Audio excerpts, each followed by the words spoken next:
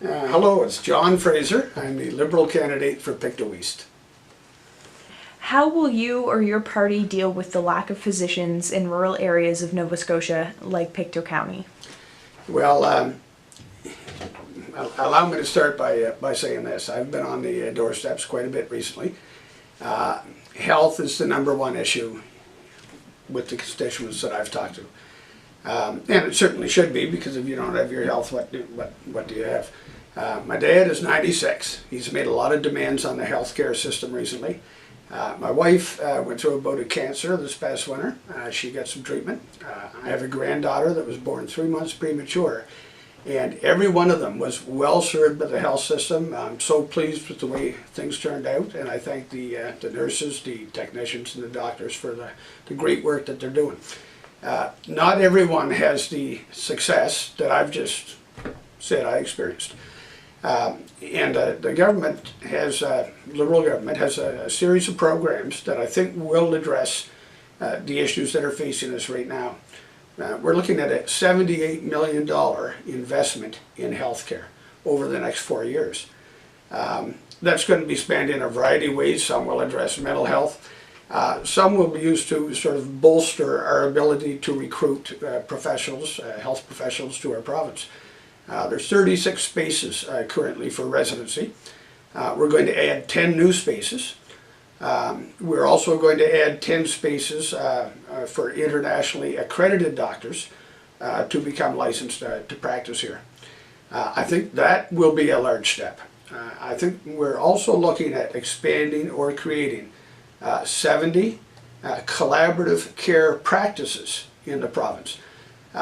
This would be staffed by we would have nurses, social workers, nutritionists, doctors. We have 25,000 people without a family physician. I've made one small contribution that I would like to draw your attention to. My daughter just completed her residency in Northern Ontario, and she's back here practicing now in rural Nova Scotia. To recruit and retain those doctors is a difficult task. We are offering a $11 million fund that will be a loan forgiveness program, because going to medical school is an expensive proposition and requires a lot of resources. And of course, opening the new residency spots. So I think we're in for a brighter future. We'll wait and see, but we're hopeful. What will you or your party do to improve or restore access to mental health services in rural areas of Nova Scotia, like Pictou County? Well, mental health is a difficult topic, especially here in Pictou County. We have a number of initiatives planned. We have a PTSD legislation that was already introduced in the House, and we hope to move forward on that as soon as the House resumes sitting. We have an opioid strategy that will be initiated. I believe we have $4 million allocated to that over the next 4 years. We're putting a mental health program in the schools. I think that's essential. We'll be doing a pilot program with that, but we should have it rolled out that we would have hopefully 50 sites, I believe, throughout the province. We've got plans and funds prepared to hire 35 new mental health clinicians that will be working throughout the province. I think, again, there's only so many resources to go around. The McNeil government has taken sort of a firm line with the public service in terms of wage negotiations. And one of the reasons is there are so many other demands on the system, and it's a question of allocating the funds where they're needed most. And I'm pretty certain that mental health is one of those areas. What will you or your party do to make post-secondary education more accessible and more affordable? Well, I've got a little experience with post-secondary education. Most people that know me know I have 6 kids. I counted this last night just to make sure I was accurate. They have, between the 6 of them, 44 years of post-secondary education. That's quite an expense. It was an expense for my family, but it was an expense in particular for my children, and they carried significant debt loads. But let's look at the positive aspects first, and then I'll tell you what our government plans to do. We have 10 world-class universities here in Nova Scotia. I'm very impressed with the caliber of education that my kids got. We have an excellent community college system, and in particular, the Stellarton campus, $15 million just invested there to put up a trade center that is going to pay us back for an entire generation. To expand access and affordability, I guess I should bring up the two initiatives that the Liberal government has brought in. One is interest-free loans. Interest-free. That's very significant. It wasn't there when I went to university, but as you can imagine, that was a few years ago. And if you can complete an undergraduate program in under 5 years, you can have that entire amount forgiven, up to $30,000. I think that's a big step forward for access for people that are disadvantaged or marginalized, and for affordability for just, Joe average. What will you or your party do to improve the rural economy? The rural economy in Pictou County, as well, let's look at what we have currently. The wild blueberry farms of Pictou County and the rest of northern Nova Scotia as well account for over 50% of all the fruit production in Nova Scotia. Most people think of the Annapolis Valley when they talk about that. We don't realize how much of this we have in our own backyard. We've got a thriving forest industry here. There was a modernization at the mill just across the harbor from where this interview is taking place. And with the environmental improvements at Boat Harbor, I think we can look forward to a strong forestry industry here for many years to come.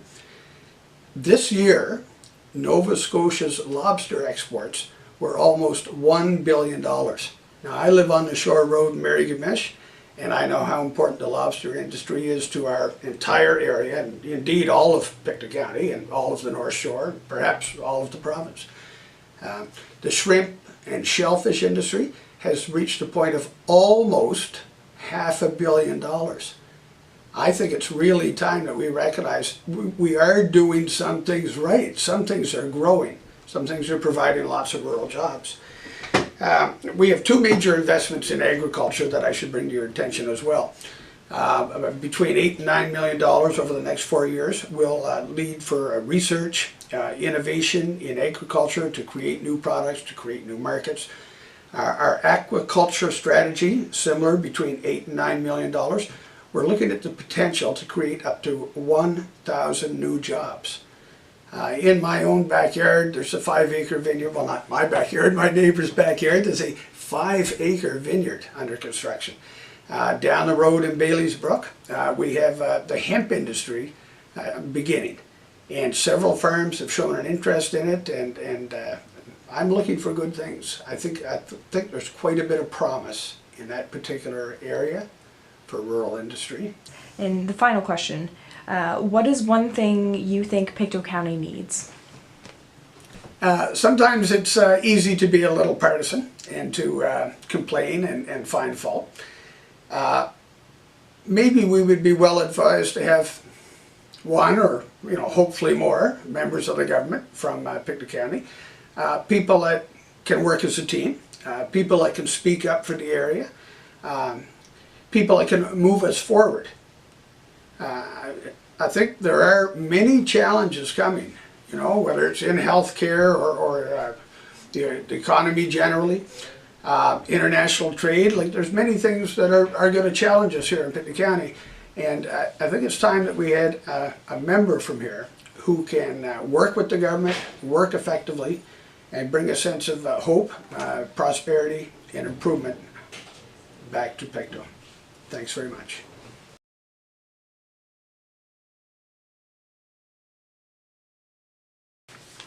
Good morning, my name is Tim Houston. I'm a PC candidate in Pictou East. How will you or your party deal with the lack of physicians in rural areas of Nova Scotia, like Pictou County? I think there's no question it's a serious issue in Nova Scotia and definitely in Pictou County. There is a crisis in healthcare. And I know some people don't want to say there is or there isn't, but there definitely is. And talking to Nova Scotians, talking to people in Pictou County on the doorsteps, people coming into my MLA's office for the last 4 years, they're desperate for a doctor. They need access to primary health care, and they can't get it when they need it. So there's a couple things. There's government policy that often makes it so that doctors don't want to come here.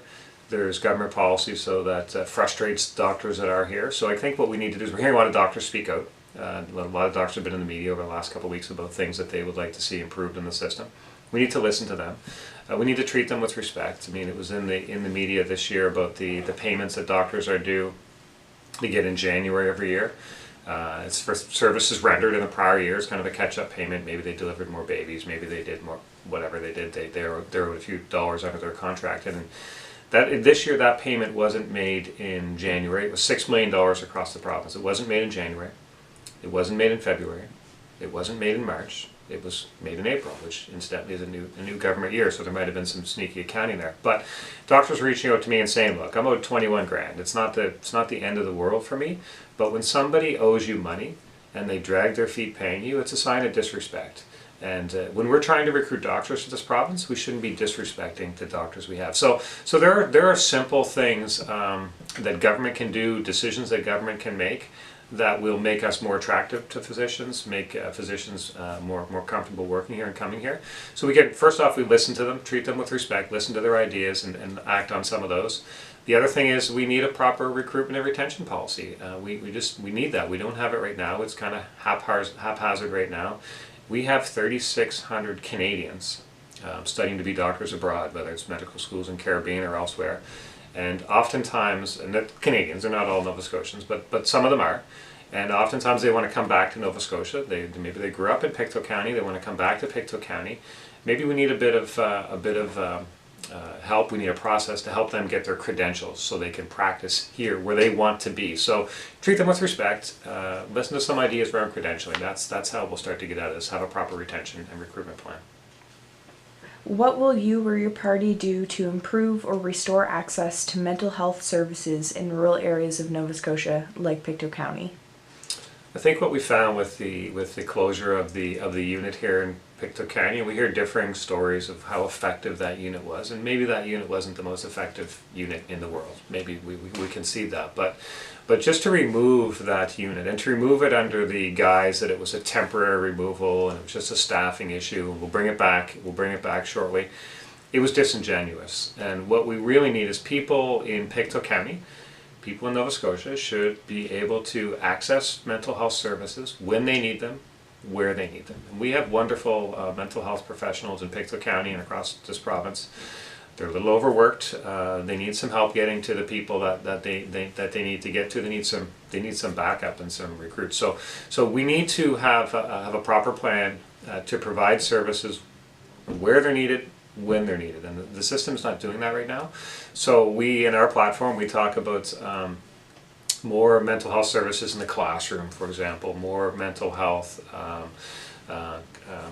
clinics, I guess, in the area where people need them. So people, right now, the system is set up. If you think you're going to harm yourself or you think you're going to harm somebody else, you should report to the emergency room. And that's inhumane in my mind. I mean, we shouldn't be forcing people to the point of crisis before they can access the help that they need and want. We should be helping them when they're needing it, as they come on, before they get to the point of crisis. So more psychiatrists, more access to psychologists, more access to counselors and social workers and all that stuff at the appropriate time and in the appropriate place. So that's going to require an investment. We need to prepare for that, but it's so necessary because we need people as functioning to the top of their ability in society, holding a job, taking care of their household. That's what we really need, and people are struggling right now. And I think when the removal of the unit was short-sighted in many respects, because whether the unit was effective or not in the eyes of the professionals, it was there. And it served, I think what we saw is it served as a safety net, that people felt that the help was there when they needed it. And when you remove that safety net, it caused a lot more stress on people than I think was anticipated by the bureaucrats. So more resources for sure. What will you or your party do to make post-secondary education more accessible and more affordable? If you look at the tuition rates in Nova Scotia now, my daughter's graduating this year, so I'm very in tune with what's happening in the university system and the cost of the university. The university is very expensive. So we, taxpayers of this province, provide a lot of financial support to the universities. It's over $100 million, I believe. And we need to make sure that we're getting good value for that. And good value for that will be one of the metrics you look at is, are the students that are coming out of the university system, are they prepared for jobs? Are they prepared for jobs that are available? Are we making them ready for the world? So I think we need to take that. We need to stand back and look at and say, what are the universities doing with the money that they're receiving from the provincial government, from the students, and are they using it effectively? We always hear people talking about the quality of the buildings on campus and all this type of stuff, and some of the salaries of the administrators. So we need to take a serious look at what the universities are actually doing with the money they're getting from the taxpayers, and that will come through. There's a memorandum of understanding between the province and the universities. We need to look at that. We need to take a real hard look at, are we getting value for money, and are the students getting value for money? And then we need to look at, how do we help the students that have come through the university system and paid for their education? How do we help them get established in life? And we talk about the graduate retention rebate, which did exist. I think the NDP brought it in, and then the Liberals took it away, and it served a purpose. It probably needed to be improved and tweaked or something, but we can definitely look at those types of things that say to the students that come through the university system in Nova Scotia that we're helping fund, we want you to stay here, we want you to work here, we want you to get a job here. So I would say we need to get the tuition rates in Nova Scotia universities back down to the national average. They're too high right now, and that's not going to be an easy job to get them back. But it's going to require some effort to kind of roll up the sleeves and work with the universities and say, where's the money going? Are we getting good value for it? And are the students benefiting from it? And that's kind of what we'll do there. What will you or your party do to improve the rural economy? The biggest, I think I always talk about rural internet services and the services of the community, but if people say I'm a romantic or I'm naive, either one, but I do believe that proper high-speed internet across this province in all areas, from Yarmouth to Sydney, real high-speed internet. High-speed internet is a kind of a subjective term in many ways, because a speed of 3 might be considered high-speed in some areas where it's really not, right? So adequate speeds of internet, high-speed internet across this province. And I think that has the opportunity to be the biggest economic development initiative since the railway, really. And if I go through rural parts of Pictou County and little communities like Sunnybray or even Edgerton, and think about them, when the railway came through, they had hotels, they had stores, they had maybe a little tavern. And I think that people are anxious. The work from home demographic is expanding dramatically, but you can't work from home if you don't have internet. But I think we have beautiful landscapes, where it's a beautiful part of the world, it's in the right time zone, it's close to things, and people will come to Nova Scotia and buy a beautiful home out in the country and have a little garden and some self-sustainability if they can work from home. They need high-speed internet to do it. And I really believe that if people start to return to those communities and work from home, they might not want to go to town all the time for everything. So then you might see a store pop up and some other services pop up. So I think we have tremendous opportunities in rural Nova Scotia. We just need to find a way to unlock them and give people the tools they need to create their own opportunities. And high-speed internet is the biggest thing that comes to my mind when I think about redeveloping the rural economy. What is one thing that you think Pictou County needs? We need jobs. We need jobs. People are struggling. People need decent jobs to make a good life here, and the province needs them working. The corporate tax revenue generated by the province is measured in the hundreds of millions of dollars. It's a big number, but the personal income tax revenue of the province is measured in the billions. It's a huge number. We need people working. We need people paying tax as a province, so we can afford healthcare, education, roads, and stuff. So, and in Pictou County, we need jobs. We need opportunities for people, because when you have a job, you tend to be healthier, you're happier, and it's good for everything. So, we have assets in Pictou County that we need to bring back into production. I don't know what's happening with the Trenton Works facility. I mean, there's been lots of talk across 2 different governments now. It just seems to be standing still. So we need to get in there and take a real look of what can we use that to create jobs. And there are other things around the county that we can do to make people feel better about themselves. They need a job and they need an opportunity. So that's the biggest thing. And of course, roads. We need better roads. We need to invest in roads. We're prepared to do that. But I mean, getting the economy going. We have some tax initiatives that are Pictou County homegrown tax initiatives that can maybe help kickstart the economy. So I'm proud of those. They're in our platform. But it's really give people the opportunity to work and live here.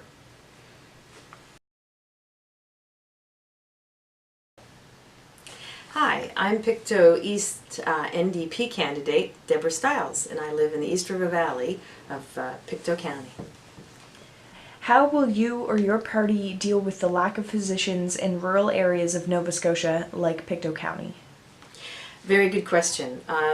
Gary Burrell was here meeting with my colleague Henderson Paris at Pictou Centre's office, and we have made an announcement that we will be investing over $5 million in primary care and in the recruitment of doctors, and that is a figure for just Pictou County.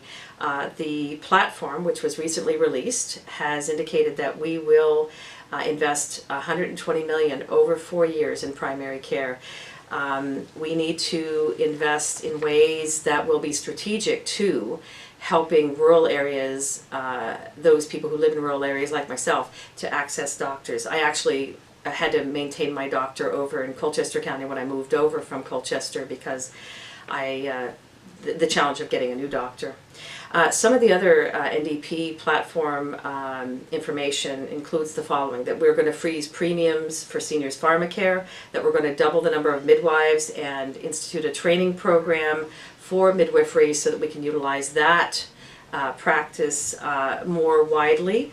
And we're going to double the initial investment in mental health strategies to cut wait times in in mental health crises, and as well initiate 3 pilot mental health hubs in the province so that we begin to remake that system. And I did want to give a definition of health that I think speaks to the beauty of Pictou County, but it's from the World Health Organization's definition of health.